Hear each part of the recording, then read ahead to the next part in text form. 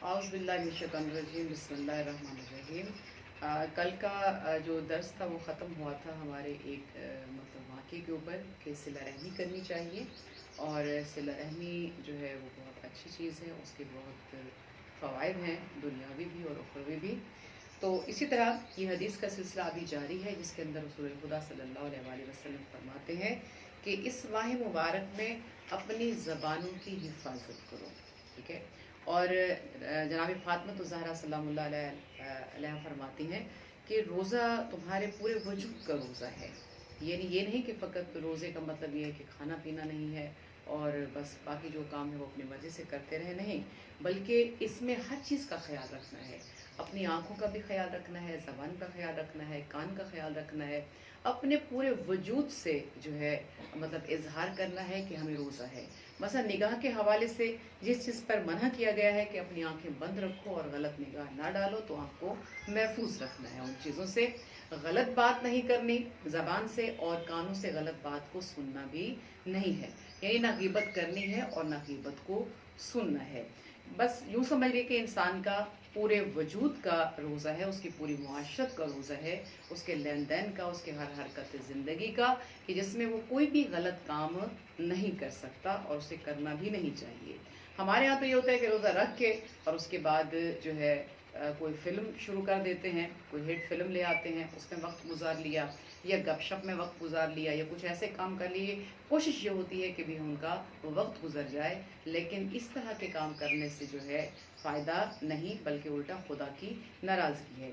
और यहाँ मैं इस बात का भी इजाफ़ा कर दूँ कि मोमिन की तारीफ़ के लिए इमाम सज्जाद अलैहिस्सलाम फरमाते हैं कि किसी ने सवाल किया कि मौला मोमिन किसे कहते हैं, तो आपने फरमाया कि सर से लेकर पाँव तक हर आज़ा का ईमान है। अगर वो ईमान मुकम्मल है तो वो बंदा मोमिन कहलाता है, लेकिन अगर वो ईमान मुकम्मल नहीं है तो फिर बंदा मोमिन नहीं कहलाता। अब यहाँ देखिए, बड़ा गौर करने की बात है कि सर से लेकर पाँव तक हर आज़ा का ईमान है। यहाँ इंसान को हर वक्त मतलब ये है कि होशियार रहना है कि मेरे किसी भी आज़ाद से जो है वो खुदा की नाफरमानी ना हो। मसलन हमने ज़बान को बचाया लेकिन कान को ना बचा सके, हमने आँख को बचाया लेकिन शिकम को ना बचा सके, वहाँ लुकमा हराम चला गया। लेकिन अगर हमने शिकम को बचा लिया और उसके अंदर हमने जो है हराम का लुकमा नहीं जाने दिया, लेकिन ये है कि अगर हमारे दिल में बुग़्ज़ और हसद और कीना पैदा हो गया तो फिर जो है हम उसको नहीं बचा सके। तो लिहाजा हमारे तमाम आज़ा का जो है ईमान है और हर आज़ा को हमने खुदा की नाफरमानी से बचाना है। और रोज़े की हालत में तो बिलखसूस जो है इंसान को ख्याल रखना चाहिए इस चीज़ का कि मेरा रोज़ा फ़कत जो है वो खाना पीना बंद नहीं है, बल्कि मुझे हर चीज़ का ख्याल रखना है और मेरे ऊपर खुदा की निगाह है और वो खुदा देख रहा है। एक और चीज़ जिसके अंदर इस माह मुबारक के अंदर इस हदीस के अंदर रसूल खुदा सल्लल्लाहु अलैहि वसल्लम ने फरमाया वो ये है कि यतीमों को मत भूलो। आप फरमाते हैं कि यतीमों को मदद से ज़्यादा शफ़क़त की ज़रूरत होती है, और वाक़ई हकीकत ये है कि आप उनको अगर मदद नहीं कर सकते उनकी ज़्यादा, तो प्यार और मोहब्बत और शफ़क़त के साथ उनके साथ पेश आएँ। क्योंकि एक यतीम का कभी आप भी मसलन इस बात का तर्जमा करें कि उसके ऊपर नफ्सियाती लिहाज से काफ़ी असरात होते हैं माशरती हवाले से, और उसकी तबीयत बाकी यानी उसका मिजाज जो है वो बाकी बच्चों से थोड़ा हट के होता है। इसलिए एक ज़रूरी है कि उनके साथ जो है वो शफ़क़त से और प्यार और मोहब्बत से और नरमी से जो है उनसे पेश आना चाहिए। अच्छा, और दूसरी चीज़ ये है कि आप सल्लल्लाहु अलैहि वसल्लम फरमाते हैं कि अपने गुनाहों से तौबा करो, और ये माह मुबारक जो है ये दुआ का महीना है। इसके अंदर अपने हाथों को बुलंद करो, अपने रब से दुआ तलब करो, और नमाज को बाकायदगी से अदा करो, और बिलखसूस असर की नमाज को अपने वक्त पे अदा करो। वैसे तो हम नमाज को इकट्ठा पढ़ते हैं, वो मजबूरी हो या ना हो मिलाकर पढ़ सकते हैं, इकट्ठा पढ़ सकते हैं, दोनों सूरतों में पढ़ी जा सकती है। लेकिन यहाँ पे आप सल्लल्लाहु अलैहि वसल्लम फरमाते हैं कभी कभी जो है नमाज को उसके औकात में यानी अलग अलग भी पढ़ लिया करो, और कभी कभी पढ़ भी लेनी चाहिए। अगरचे के मिलाकर पढ़ने में भी कोई हर्ज नहीं है, लेकिन मिलाकर पढ़ने को रूटीन जो है वो ना बनाएं। कभी कभी जो है नमाज को अलग भी पढ़ लेना चाहिए। और उसके बाद जो है अगली बात आप सल्लल्लाहु अलैहि वसल्लम फरमाते हैं इस हदीस के अंदर कि इस माह मुबारक में खुदा पूरे माह में अपने बंदे की जानब नज़र रखता है, नज़र करता है। کہ جب بندہ مومن اللہ کو پکارتا ہے تو اللہ جواب دیتا ہے اپنے بندے کو، اور آواز آتی ہے لبیک یا عبدی، اے میرا بندہ میں حاضر ہوں۔ اب یہاں بات یہ ہے کہ انسان پکارے گا تو خدا جواب دے گا، اور یقیناً خدا کا دربار وہ ہے جو 24 گھنٹے ہر لمحے کھلا ہوا ہے۔ دنیا کے دربار بند ہو جاتے ہیں، لیکن یہ وہ واحد دربار ہے کہ جو کھلا رہتا ہے، اور وہ منتظر ہوتی ہے ہستی کہ کب میرا بندہ آئے اور آ کے اپنے کیے پہ پشیمان ہو اور وہ توبہ کرے، اور میں جلد اس کی توبہ کو قبول کر لوں۔ خدا منتظر ہوتا ہے، اور اللہ کی ذات جلدی راضی ہونے والی ذات ہے۔ دعائیں کمیل کے اندر امیر المومنین فرماتے ہیں یا سریع الرضا، اے جلد راضی ہونے والی ذات۔ آپ ذرا غور کریں، ہمارے دوست احباب رشتہ دار جب ہم سے ناراض ہو جاتے ہیں تو کئی دن اور عرصہ گزر جاتا ہے، مگر وہ ہم سے جلدی راضی نہیں ہوتے۔ لیکن اس کائنات کے اندر فقط اس مالک کی ہستی ہے، اس اللہ کی ہستی ہے، اس اللہ کی ذات ہے، وہ اللہ کی ذات ہے جو انسان سے جلد راضی ہو جاتی ہے، اور اس کو معاف ایسے کر دیتا ہے کہ جیسے اس نے کوئی گناہ کیا ہی نہیں تھا۔ اگر انسان خلوص دل سے اپنی پیشانی کو ٹیک دے اور توبہ استغفار کرے اور جھک جائے، اور صحیح معنوں میں ایاک نعبد و ایاک نستعین کا مصداق بن جائے، تو صحیح معنوں میں عبد بن جائے، کیونکہ عبد کا معنی ہے غلام۔ اور آپ جانتے ہیں کہ غلام میں اور نوکر میں فرق ہوتا ہے۔ نوکر چند گھنٹے کام کرتا ہے، اس کی اجرت لیتا ہے اور وہ چلا جاتا ہے، اس کے بعد وہ آزاد ہو جاتا ہے۔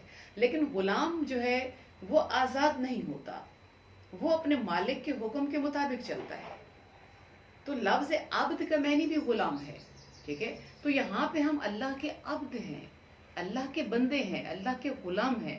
جب ہم اپنے رب کے غلام ہیں تو پھر ہماری مرضی نہیں، ہماری خواہش نہیں، ہماری ثقافت نہیں، ہمارا رسم و رواج نہیں، کہیں بھی ہمارا اپنا ارادہ نہیں، بس مرضی ہے تو خدا کی مرضی۔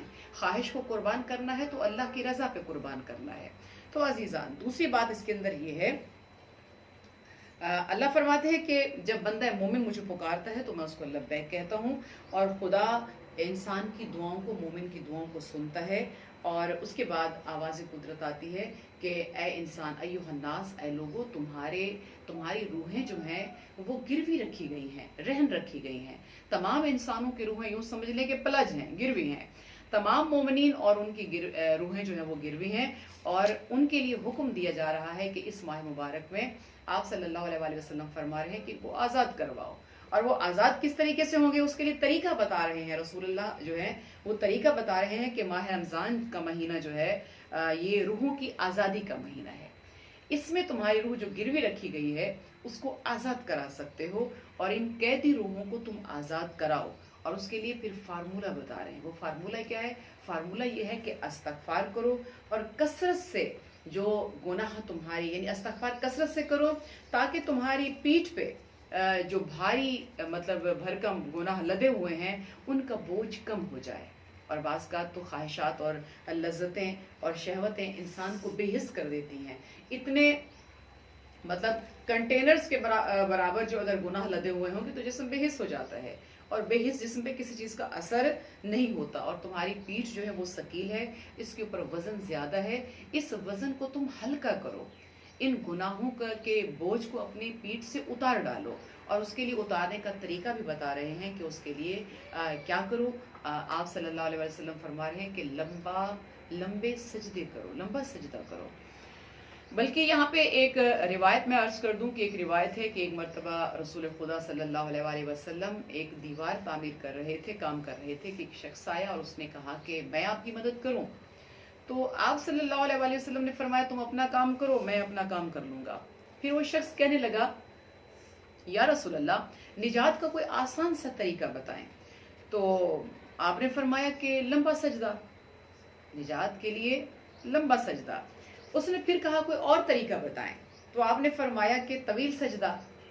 اس نے پھر سوال کیا کہ کوئی اور طریقہ، آپ نے فرمایا کہ طولانی سجدے ہی تمہیں نجات دے سکتے ہیں۔ لمبا سجدہ، اللہ کی بارگاہ میں جھک جانا، خدا کی بارگاہ میں عجز و انکساری سے رہنا، اللہ کی زمین پہ اس مالک کے نگاہ میں جب انسان رہتا ہے، یقین ہو کہ وہ رب مجھے دیکھ رہا ہے، تو انسان ہر قدم جو ہے سوچ سمجھ کے اٹھاتا ہے اور اپنے مالک کی نافرمانی نہیں کرتا۔ آج تو یہ ہے کہ عبادت کے لیے ہمارے پاس 5 منٹ ہوتے ہیں، جبکہ ڈرامہ اور فلم دیکھنے کے لیے تو ہم کئی گھنٹے لگا دیتے ہیں۔ تو یہ ذرا سوچنے کی بات ہے کہ ہماری نجات کس چیز کے اندر ہے، ہماری مخلص ہستی کون سی ہے، ہمارا مالک کون ہے، ہمارا خالق کون ہے، ہمارا رب کون ہے۔ اگر یہی ہم نے پہچان لیا تو ہم دنیا میں بھی کامیاب ہیں اور آخرت میں بھی کامیاب ہیں۔ تو اس کے بعد کیا ہے کہ جیسے میں کہتی کہ حقیقی سجدہ کرنے والے کو، اب جو بندہ صحیح معنوں میں مغفرت طلب کرے گا، عبادت کرے گا اور صحیح معنوں میں خدا کی بارگاہ میں مطلب یہ ہے کہ سجدہ ریز ہوگا، سجدہ حقیقی سجدہ کرے گا، تو اللہ تعالیٰ اسے عذاب نہیں دے گا۔ اور جس دن تمام لوگ اپنے رب کے سامنے کھڑے ہوں گے اور خدا جو ہے اہل سجدہ جو ہوں گے ان کو جہنم کی گرمی نہیں لگنے دے گا اور ان کو جہنم کی گرمی سے خدا بچائے گا۔ ایک اور چیز اس حدیث کے اندر جو ہے رسول خدا صلی اللہ علیہ وآلہ وسلم فرما رہے ہیں کہ اس مہینے کے آداب میں ایک ہے افطار، کہ اپنے روزہ دار مومن بھائی کو جو ہے روزہ افطار کرواؤ۔ اور اس کے لیے افطار کے حوالے سے یہ ہے کہ اگر روزہ مطلب یہ ہے کہ یہی روزہ جو تم افطار کرواؤ گے، یہی افطار تمہارا قبر کے اندر حسین و جمیل شکل کے اندر آئے گا اور تمہاری نجات کا سبب بنے گا۔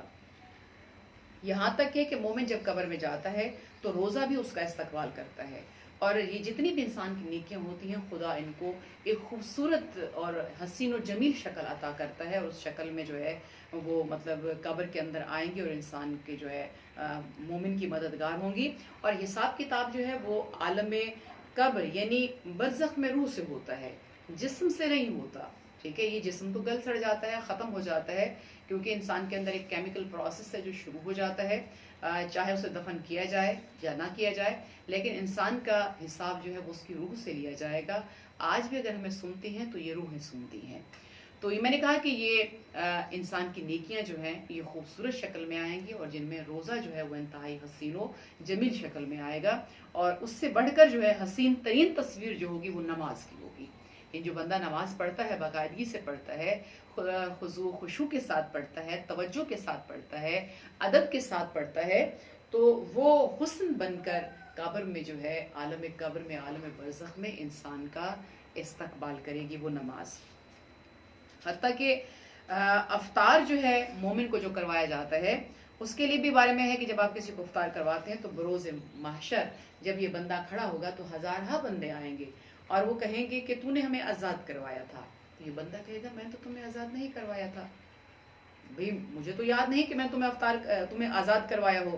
تو وہ کہیں گے، وہ صورتیں کہیں گی کہ یہ جو تو نے افطار کروایا تھا ایک مومن کو، وہ تیری افطاری جو ہے جو روزہ دار کو تو نے دی تھی، اس افطاری کو اللہ نے یہ حسین شکل عطا کی ہے، یعنی ہزارہ بندوں کو آزاد کرانے کے جو ہے نا وہ برابر ہے۔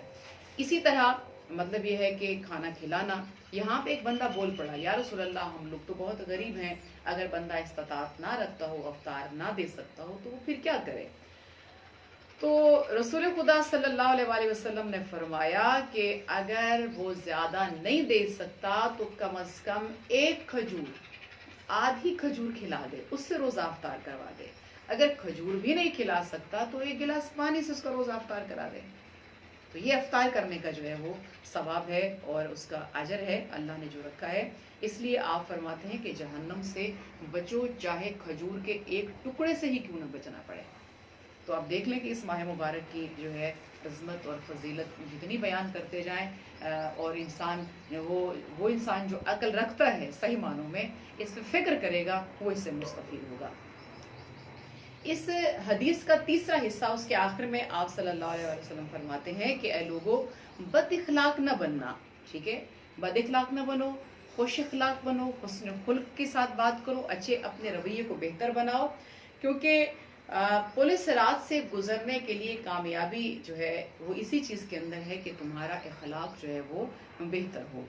اور دوسرا یہ ہے کہ تم اگر کسی کے ساتھ اچھا برتاؤ کرو گے تو خدا تمہارے ساتھ اچھا برتاؤ کرے گا۔ تم اگر اپنے غلاموں کا، اپنے ماتحت لوگوں کا حساب ہلکا کرو گے تو خدا تمہارے حساب کو ہلکا کر دے گا۔ اور اس کے بعد جو ہے اس ماہ مبارک میں انسان کے، جیسے میں نے شروع میں بیان کیا کہ انسان کے عمل کا درجہ جو ہے وہ بڑھ جاتا ہے، یہاں تک کہ ایک رکعت جو ہے وہ 70 رکعت کے برابر ہو جاتی ہے۔ اور ایک صدقہ جو ہے وہ 70 گنا بڑھ جاتا ہے۔ اور آسان ترین جو ہے عمل اس میں آپ فرما رہے ہیں کہ آسان ترین عمل جو ہے اس میں یہ ہے کہ میری آل پر اور مجھ پر دو صلوات پڑھنا ہے، کہ میری آل پر صلوات پڑھی جائے کہ خدا اسے پھر اس سے جو ہے مزین کر دے گا۔ اور جس نے قرآن کی تلاوت کی، جیسے میں نے شروع میں بیان کیا کہ ایک آیت کے بدلے میں پورے ختم قرآن کا ثواب ہے۔ اور اس ماہ مبارک میں بس آخری بات، اس حدیث کا آخری حصہ، کہ اس ماہ مبارک میں جیسا کہ آپ جانتے بھی ہیں، یہ بات اکثر بیان بھی کی جاتی ہے کہ خدا جہنم کے دروازے بند کر دیتا ہے اور جنت کے دروازے کھول دیتا ہے، اور شیاطین جو ہیں ان کو بند کر دیا جاتا ہے، باندھ دیا جاتا ہے۔ تو یہاں رسول اللہ فرما رہے ہیں کہ جنت کے دروازے اگر اللہ نے کھول دیے ہیں اس ماہ مبارک میں تو تم کوشش کرو کہ یہ ہمیشہ کے لیے سارا سال کھلے رہیں۔ جہنم کے دروازے اگر بند کر دیے گئے ہیں اس ماہ مبارک میں تو تم کوشش کرو، دعا کرو کہ یہ ہمیشہ بند ہی رہیں، اور یہ شیاطین جن کو باندھ دیا گیا ہے یہ بندھے ہی رہیں۔ اور اس پہ انسان یہ سوچے کہ اس حدیث مبارک کے اندر رسول اللہ نے کتنا مطلب خوبصورت جو ہے مطلب فضیلتیں بیان کی، بہت اس ماہ مبارک کی عظمت بیان کی۔ اب یہاں ہر صاحب عقل ہی جو فکر کرے گا وہی کامیاب ہوگا، اور انسان کی نجات اسی چیز میں ہے کہ وہ جو ہے رسول اللہ صلی اللہ علیہ وسلم کی احادیث کو پڑھے بھی صحیح، اس کو سمجھے بھی صحیح، اور اپنے آپ کو صحیح معنوں میں خدا کا عبد بننے کی جو ہے نا کوشش کرے، خدا کا عبد بنائے اپنے آپ کو، اور صحیح معنوں میں بندگی اختیار کرے۔ اور جیسا کہ آج کل حالات ہیں، مثلا جو صورتحال دنیا کی چل رہی ہے کورونا کے حوالے سے، آپ جانتے ہیں کہ اس وقت ساری دنیا اس کی لپیٹ میں ہے، آگے اس کے کیا مطلب حالات بنے گے، کیا صورتحال ہوگی، یہاں ہر بندہ پریشان نظر آتا ہے، پوری دنیا جو ہے نا وہ اضطراب کی کنڈیشن میں ہے، وہ چاہے سیاسی پہلو ہو، معاشرتی پہلو ہو، مذہبی پہلو ہو، ہر حوالے سے انسان اور لوگ جو ہیں وہ پریشان ہیں۔ لیکن یہاں میں فقط اتنا کہوں گی کہ وہ رب جس نے تجھے پانی کے ایک قطرے سے وجود بخشا، جس نے تجھے خلق کیا ہے، بنایا ہے، وہی بہتر جانتا ہے کہ تیرے حق میں کیا بہتر ہے۔ اس لیے خدا پر توکل کریں اور خدا سے دعا کریں، وہی قادر ہے، وہی مالک ہے، وہی خالق ہے، وہی قابض ہے، اور وہی مشکل کشا ہے، وہ تمام مشکلوں سے بچا سکتا ہے، وہی تجھے بقا دے سکتا ہے، اور وہی تیری حفاظت کر سکتا ہے۔ اور اس ماہ مبارک میں خدا نے ہمیں موقع دیا ہے کہ ہم دعا کریں، خدا ہمیں ہر مصیبت اور ہر پریشانی سے تمام مومنین کو اور تمام عالم اسلام کو اپنی حفظ و امان میں رکھے۔